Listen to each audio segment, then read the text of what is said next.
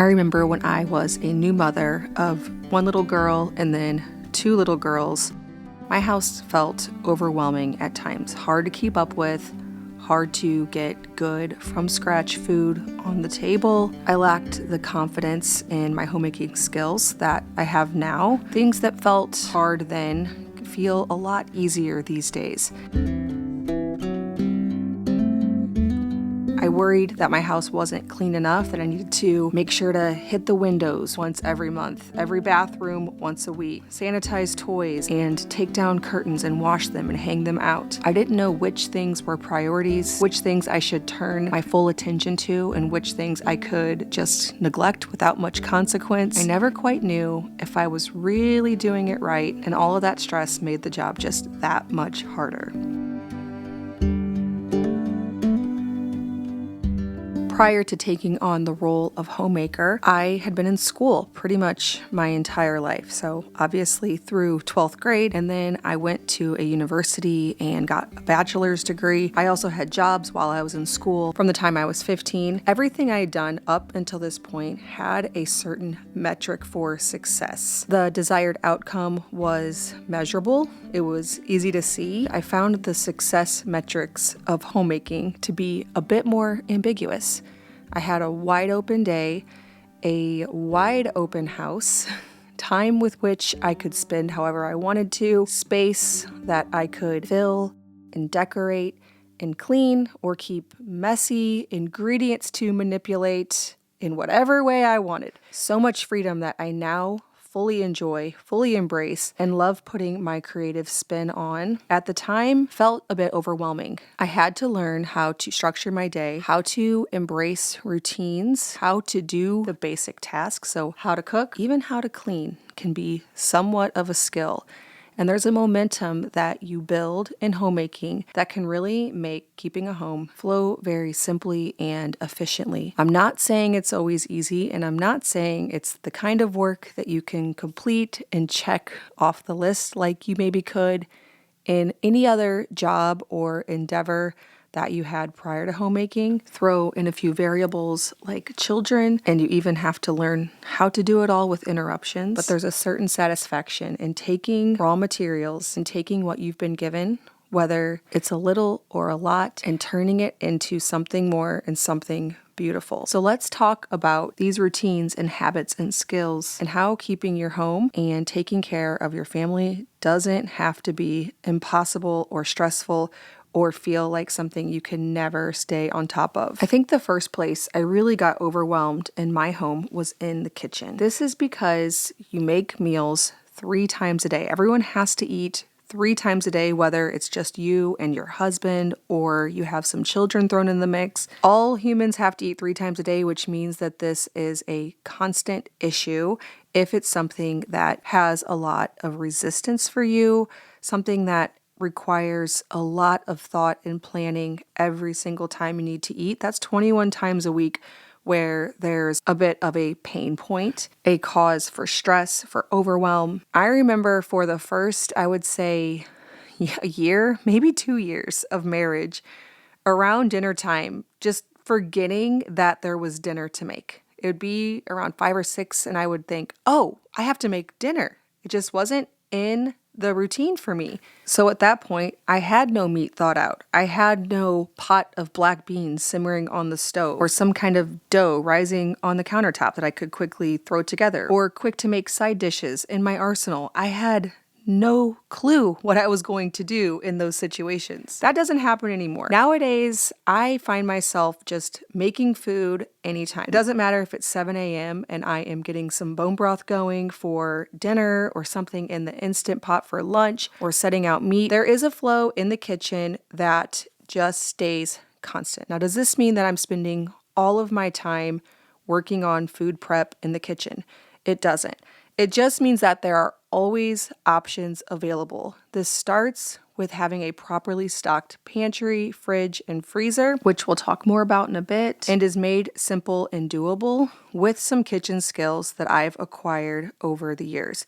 Things that I know how to do without missing a beat. Basic things, not everything and not fancy things, but learning how to throw together a meatloaf without a recipe, or pulled pork and knowing what to serve that with on the fly, or toasting some coconut and oats and nuts and oil and honey for a quick breakfast and snacks for the week. These little steps don't take long when you really know what you're doing, but they can set your week up for success.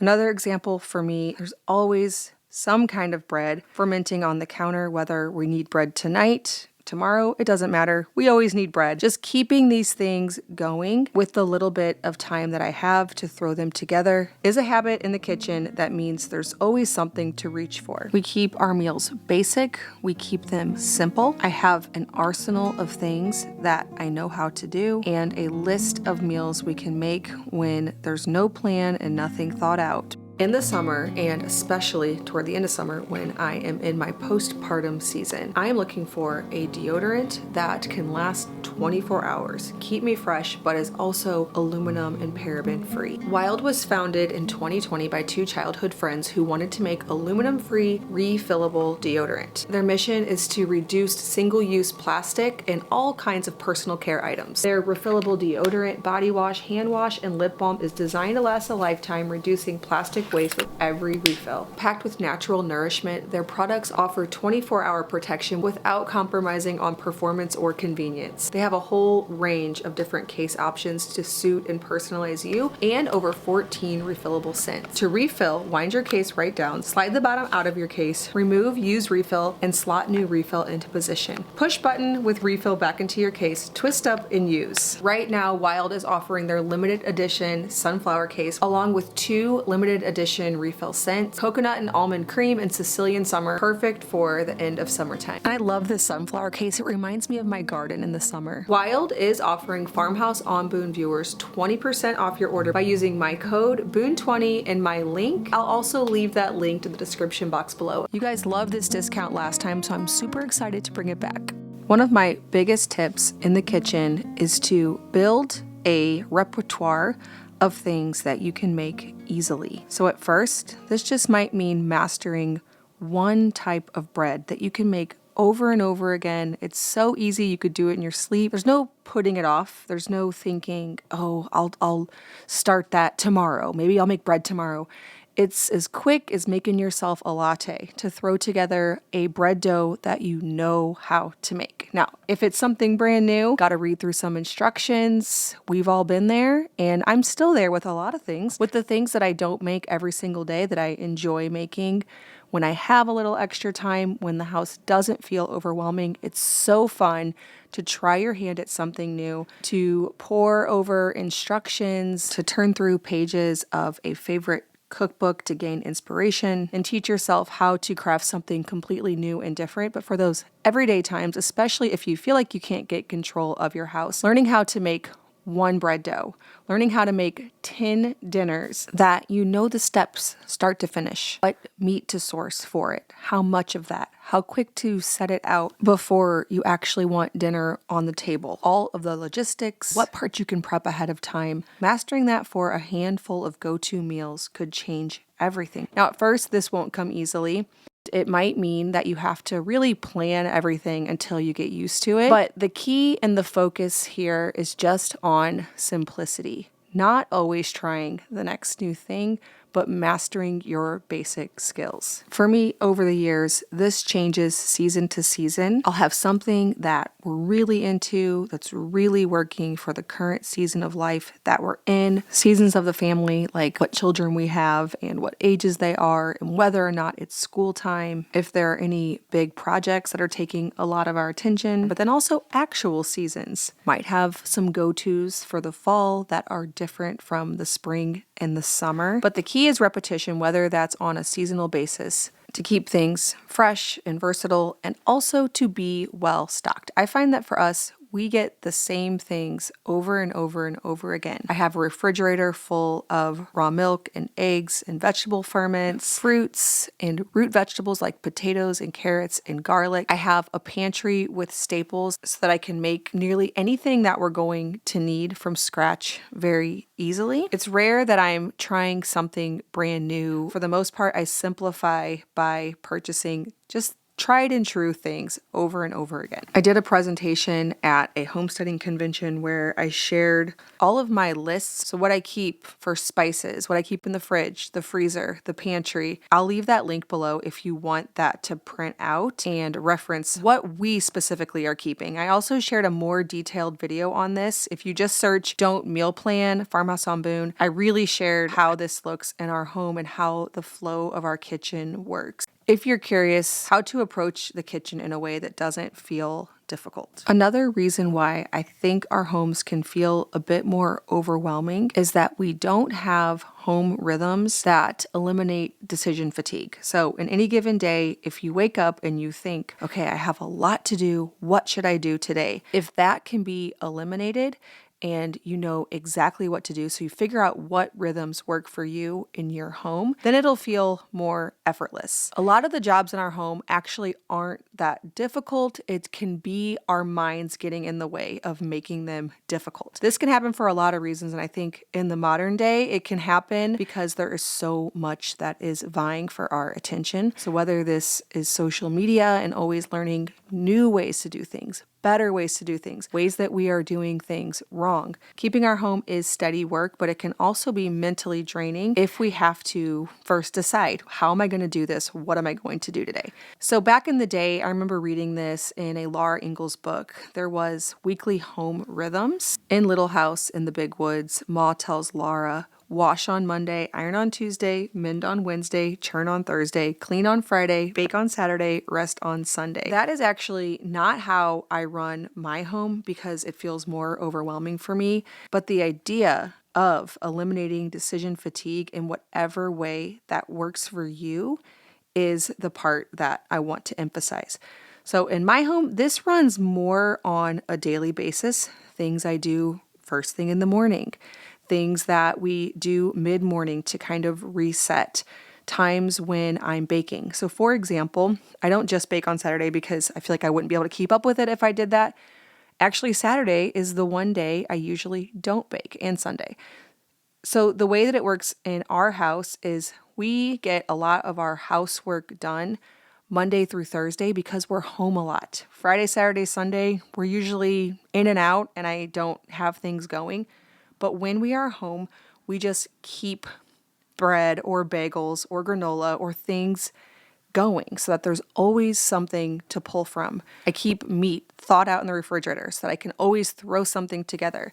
Since we are an everyday laundry family, somebody, whether it's Luke or myself, kind of just depends on who gets into the laundry room first, will take the clothes that were typically started the night before from the washer, throw them in the dryer, and then at some point throughout the morning, mid-morning, usually around, I'd say around 10, the clothes in the dryer are done, and there's one more load done in the washer. So whoever is in there, I'd say this is typically me that does this sort, will empty the dryer, put those clothes into all the designated places that they go right there in the laundry room, and then put the clothes from the washer into the dryer. And then throughout the day, people can add things, whether that's kitchen towels and rags that we're using into the washer, or if kids were playing in the hose or in the mud and they're dirty, adding that to the washer, letting that washing machine just fill back up throughout the day so that it can then be started again at night.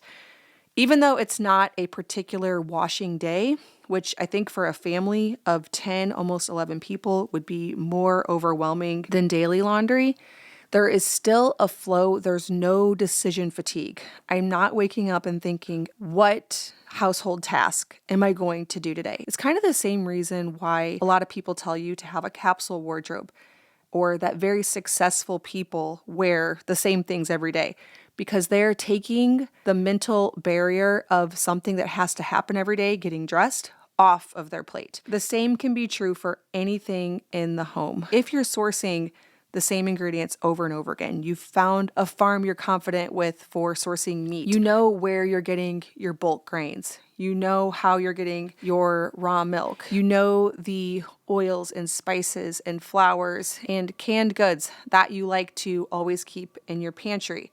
This isn't something that you have to rethink about every single day. The same can be said for household tasks. Another example of this is cleaning routines.